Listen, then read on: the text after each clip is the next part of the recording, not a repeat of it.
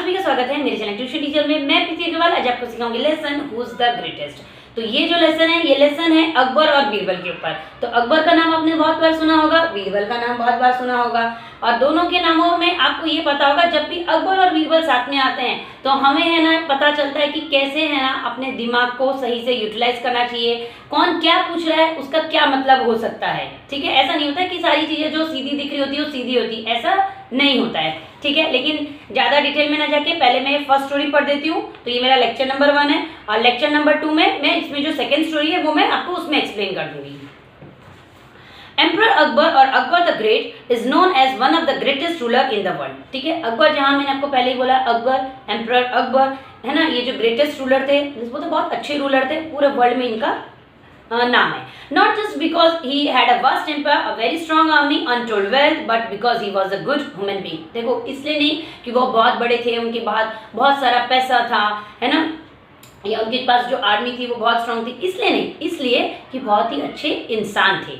He cared for his subjects. He had a great respect for scholars, writers, poets and artists belonging to different religions. Yes, अब देखो वो है ना अपने ruler थे तो रूलर के साथ साथ में है ना वो ऐसा नहीं था कि उनको अपने ही मतलब सब्जेक्ट से मतलब था कि नहीं भाई मेरा जो काम है मैं उसी से मतलब रखता हूँ, ऐसा नहीं है। उनका जो बोलते ना ध्यान रखना था वो हमेशा ध्यान रखते थे जो कवि होते हैं, अच्छे आर्टिस्ट होते हैं है ना, और वो ऐसा भी नहीं था कि मतलब भाई वो एक ही रिलीजन वालों को फेवर करें, ऐसा नहीं। वो हर रिलीजन में जिसके अंदर जैसा भी टैलेंट हो, चाहे वो पोएट हो, चाहे स्कॉलर हो, चाहे राइटर हो है ना, किसी भी चीज का आर्टिस्ट हो, वो उसको रिस्पेक्ट करते थे, उनका केयर करते थे।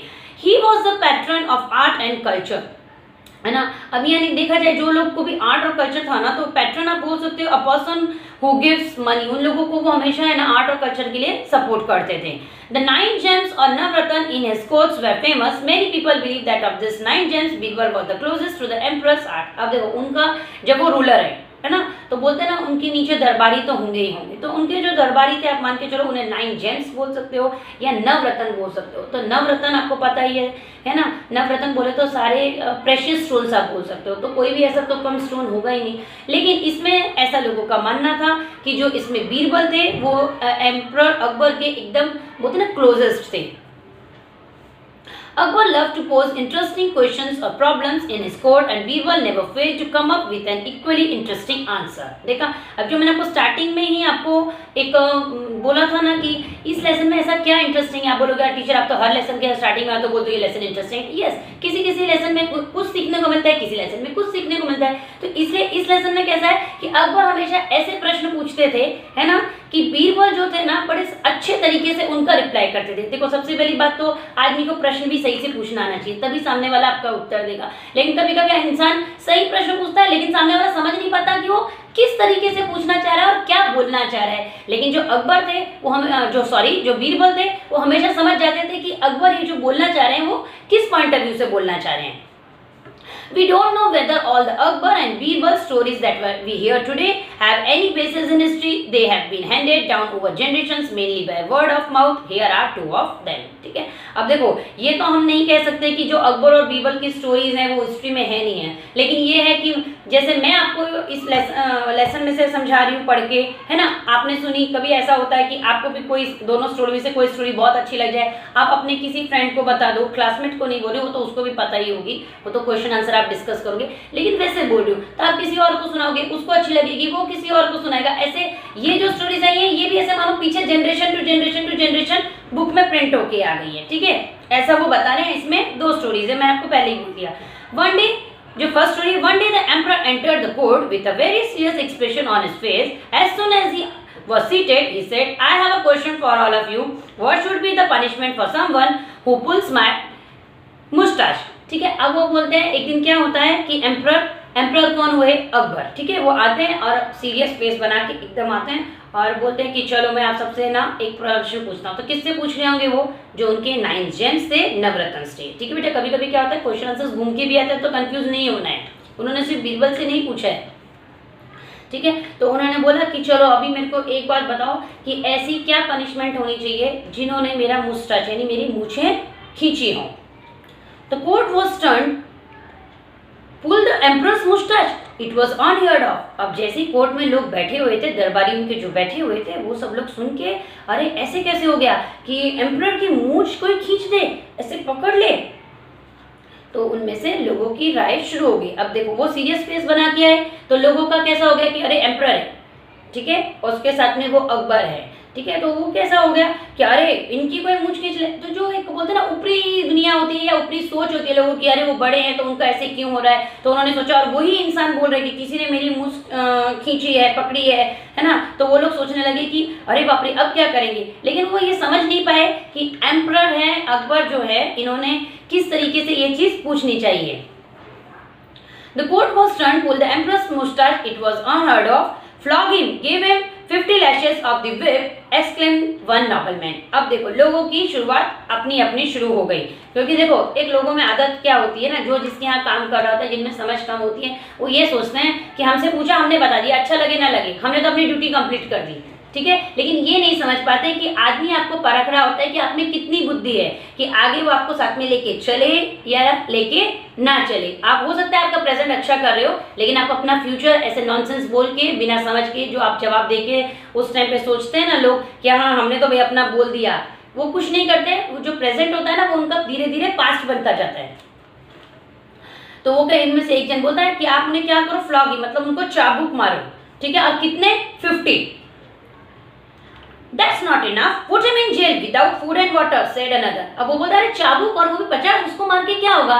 तो दूसरा और होशियार है, वो बोलता है कि ये इतना काफी नहीं, उसको क्या करो, जेल के अंदर डाल दो, उसको ना तो खाना दो ना तो पानी दो। Whip him, beat him up, hang him, cut off his offending hands। The agitated courtiers began to cry out, only Birbal was silent, he was even smiling a little। ठीक है, अब तीसरे वाले तो और महान कि अरे वो बोल रहा है तो वो बोल रहा है, ऐसे बोलते हैं ना कि भीड़ में मत चलो बेटा, है ना, ऐसे सुना भी होगा ना आपने, कितनी जगह भी आता है भीड़ में मत चलो। भीड़ में चलने से क्या होगा, थोड़ा हो सकता है आपको सेफ्टी टाइप का लगे कि हाँ हाँ चलो हम सुनसान रास्ते पे नहीं है, अकेले पे नहीं है, लेकिन ऐसा भी हो सकता है भीड़ गलत रास्ते जा रही हो, आपका रास्ता इधर हो और आप इधर जा, ऐसा भी हो सकता है ना। तो एक ने बोला, दूसरे ने बोला, तीसरा भी उनको वही सेम चीज बोल रहा है कि आप भी क्या करो वे पे, मतलब वो इनको कोड़ा मारो, उसको पीटो, है ना, और उसके बाद में जो उसने इन हाथों से गलत काम किया, ऑफेंडिंग हैंड है, मतलब जो उसके हमला करने वाले हाथ है ना, उनको क्या कर दो, कट कर दो, ठीक है। मतलब इतने निर्दयी बन के दिखा रहे हैं कि अरे आपके लिए ऐसा किया है ना, अकबर के लिए ऐसा किया तो हम तो ऐसे हाथ ही काट डालेंगे, जेल में डाल देंगे, खाना नहीं देंगे, पानी नहीं देंगे। सब अपनी अपनी राय लेके शुरू हो गए। लेकिन जो इसमें बीरबल थे, है ना, इसलिए मैंने बोला ना कि अकबर जहां आप बोलोगे, स्टोरीज में बता रही हूँ, तो बीरबल का नाम भी जरूर आता है। तो बोलते ना कि कहीं कहीं दो जन इतने पावरफुल होते हैं कि एक अकेला नाम लो तो दूसरा नाम अपने आप निकलता है, वरना वो नाम क्या लगता है, इनकम्प्लीट लगता है। What do you say Birbal, what is your opinion? अब उन्होंने बोला कि बीरबल तुम्हारी क्या राय है। किसने बोला, अकबर ने। In my opinion, O giver of peace to the world, the offender should be given his favorite sweetmeats। उसने क्या बोला कि मेरे ओपिनियन में जिसने आपकी मुस्ताच मूंछ खींची हो उसे क्या देनी चाहिए, स्वीट मीट्स, मतलब जो चॉकलेट्स आती है ना, मीठी टॉफी आप बोल सकते हो, मिठाई बोल सकते हो, उसको वो देनी चाहिए। Raja Birbal, are you out of your mind, give sweet meats for such a grave offence.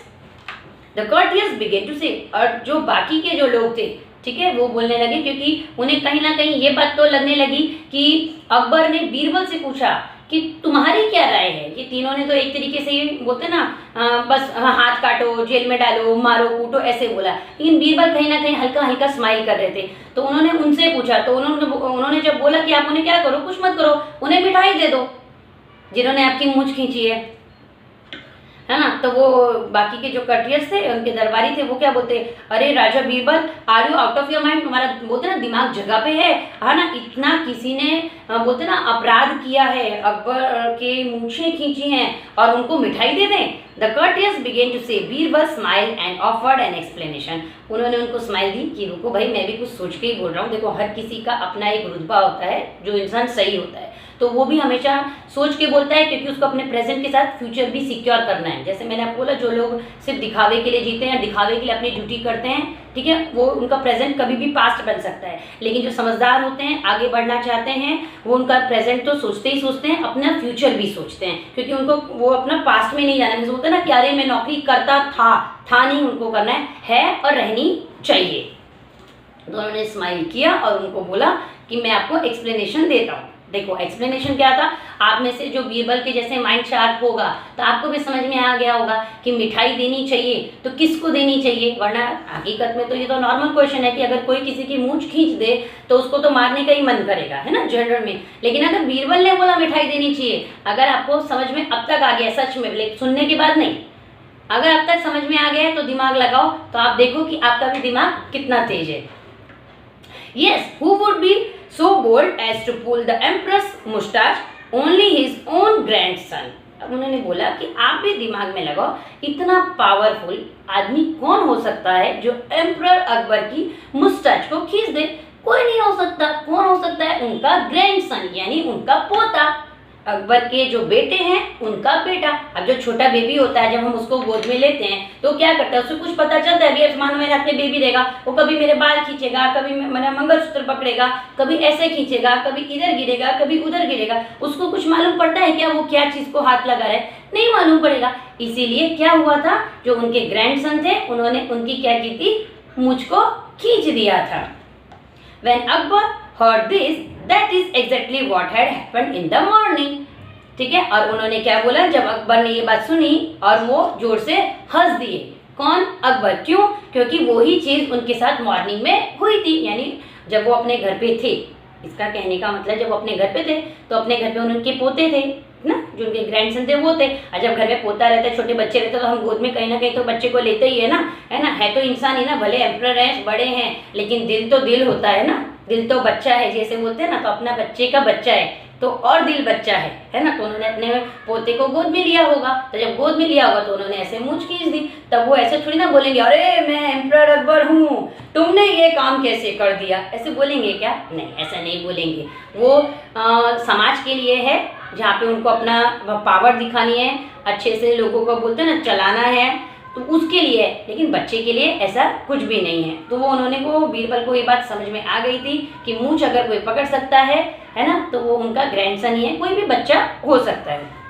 ठीक है, तो ये लेसन में इतना ही था। इसलिए इस वाली स्टोरी से हमने क्या सीखा कि अगर कोई बड़ी पोस्ट पे है और वो सीरियस मूड में आता है तो जनरल चीज़ें ये नहीं देखनी है। अरे वो हंस रहा है तो बहुत खुश होगा, नकली हंसी भी लोग हंसते हैं। ठीक है, अगर किसी को डराना होता है तो चेहरे पे फोकट का गुस्सा भी लेके आते हैं, दिखावा भी करते हैं। ठीक है, तो आपको पहचानना है और उनके हंसने से, उनके चेहरे के एक्सप्रेशन से आपको नहीं जाना है उन्होंने क्या बोला है, उस पर दिमाग लगाना है। ठीक है, तो ये लेसन यहीं पे मैं इस वाले को लेक्चर को कंप्लीट करती हूँ। मिलती हूँ नेक्स्ट लेक्चर में।